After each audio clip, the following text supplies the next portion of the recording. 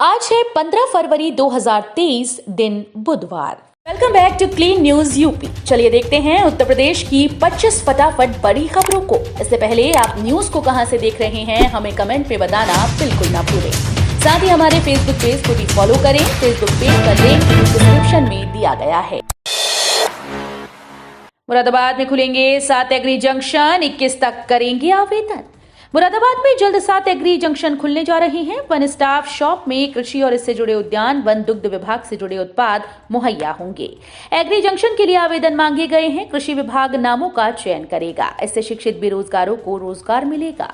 किसान के फसलों, उद्यान समेत अन्य उत्पादों के ये एग्री जंक्शन केंद्र बनेंगे। उप निदेशक कृषि ऋतुषा तिवारी ने बताया कि प्रशिक्षित कृषि उद्यमियों को ये विशेष अवसर है। स्वावलंबन की इस योजना में वर्ष 2023 में वन स्टॉप शॉप के माध्यम से लाभ देने की योजना है। हेल्थ एंड वेलनेस सेंटर खोलने का रास्ता साफ। लखनऊ में घर के नजदीक मिलेगा इलाज। घर के नजदीक मरीजों को इलाज मुहैया कराने के लिए लखनऊ में हेल्थ एंड वेलनेस सेंटर खोलने का रास्ता साफ हो गया है। किराए के भवन में सेंटर्स का संचालन होगा। कई महीनों से भवनों का किराया तय नहीं हो पा रहा था, इसलिए सेंटर खोलने की कवायद सुस्त पड़ी थी। डीएम सर्कल रेट के हिसाब से भवनों का किराया देने का फैसला हुआ है।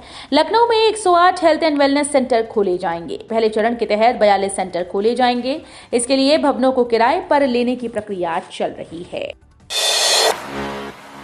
बोर्ड परीक्षा में नकल रोकने को लगाई एसटीएफ। पहली बार सिलाई वाली कॉपी से होगी परीक्षा। यूपी बोर्ड की गुरुवार से शुरू हो रही हाई स्कूल और इंटरमीडिएट परीक्षा में नकल रोकने के लिए एसटीएफ और एलआईयू की टीम्स भी लगाई गई हैं।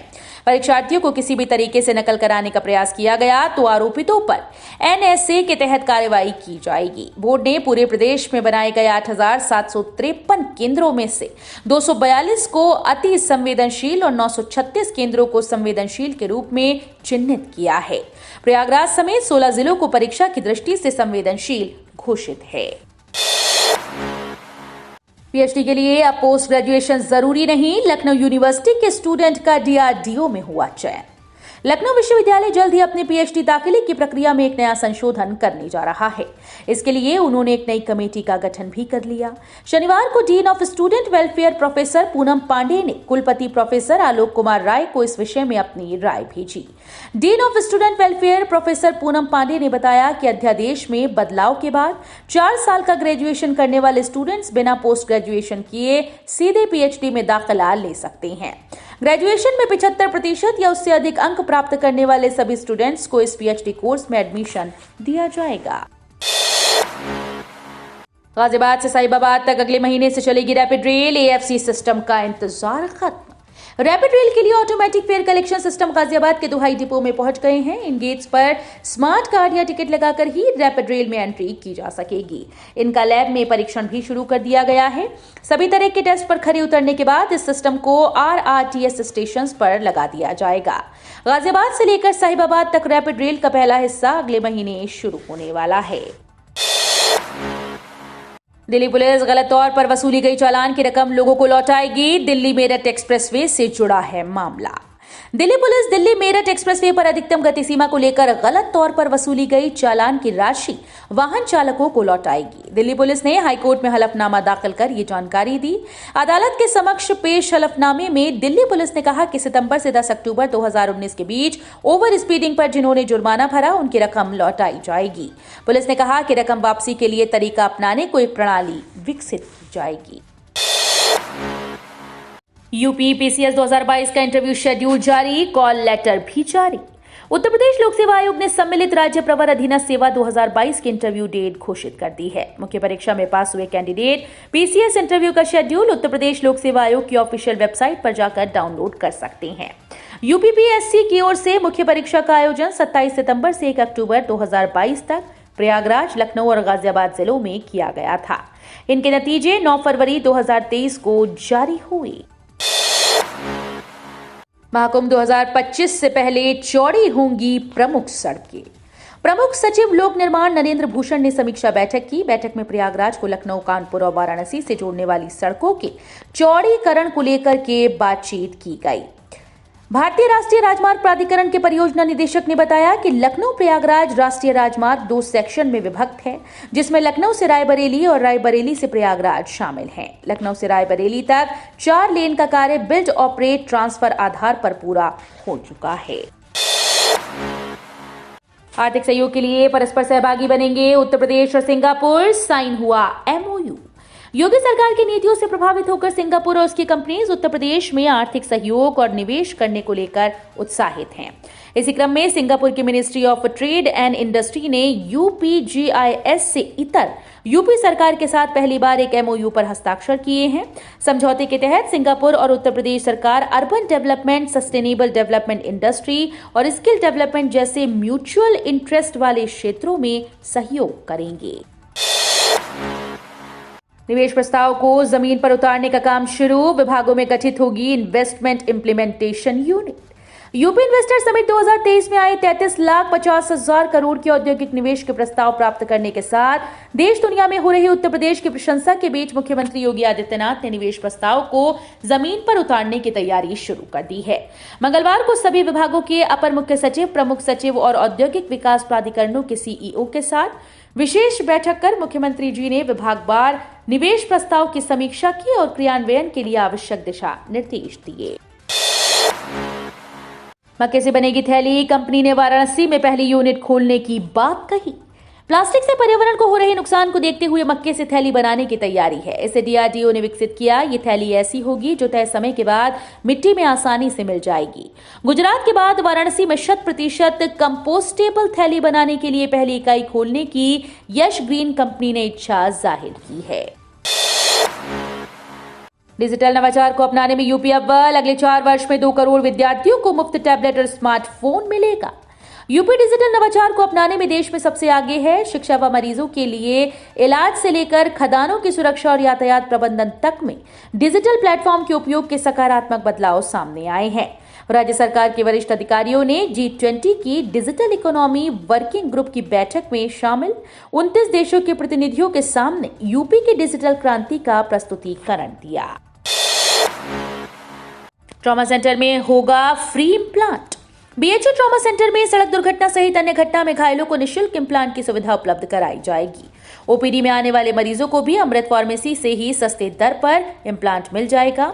2 दिन में इमरजेंसी में ऐसे 10 मरीजों को निःशुल्क इम्प्लांट लगाया गया। इस तरह की सुविधा देने वाला ट्रॉमा सेंटर पहला चिकित्सा संस्थान बन गया है।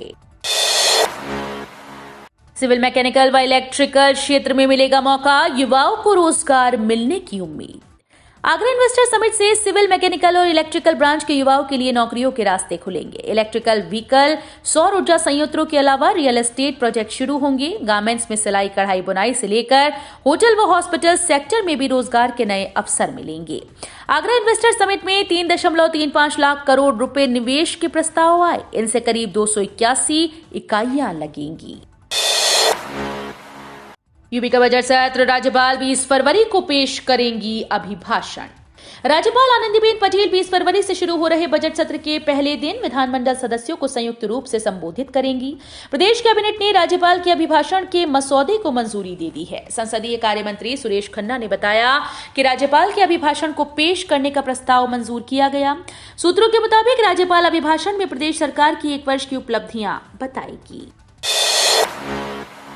आयुष विश्वविद्यालय में आज से चलेगी OPD, CM योगी करेंगे उद्घाटन। महायोगी गुरु गोरखनाथ आयुष विश्वविद्यालय में आज 15 फरवरी से OPD की शुरुआत होगी। इसका उद्घाटन मुख्यमंत्री योगी आदित्यनाथ करेंगे। मुख्यमंत्री के उद्घाटन से पहले कुलपति डॉक्टर AK सिंह ने तैयारियों का जायजा लिया। भटट की पिपरी में आयुष विश्वविद्यालय का निर्माण हो रहा है। निर्माण कार्य का निरीक्षण मुख्यमंत्री योगी आदित्यनाथ कर चुके हैं। काम करा रही संस्था को निर्देश दिया गया था कि जल्द से जल्द निर्माण कार्य पूरा करें, जिससे कि जल्द से जल्द OPD शुरू हो सके। केंद्रीय मंत्री डॉक्टर मनसुख मंडाविया ने किया नैनो यूरिया प्लांट का लोकार्पण।